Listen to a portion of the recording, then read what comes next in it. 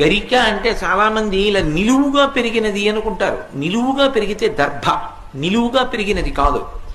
శతమూల శతాంకుర సర్వగుంహరతు మే పాపం దుర్వాదు స్వప్ననాశిని అంటారు.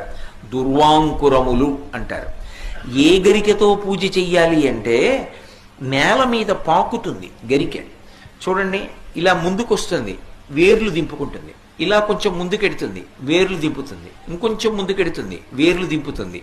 మీరు ఒక ఒడ్డున పట్టుకుని ఇలా పైకి ఎత్తారనుకోండి, పక్కపక్కనే వేర్లకి మట్టితో తీగలా పైకి లేస్తుంది.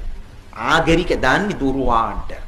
పైకి లేచిందనుకోండి దర్భ, అది కుష అంటారు. అవి దర్భల కట్ట కింద ఉపయోగపడతాయి. ఆ గరిక కాదు.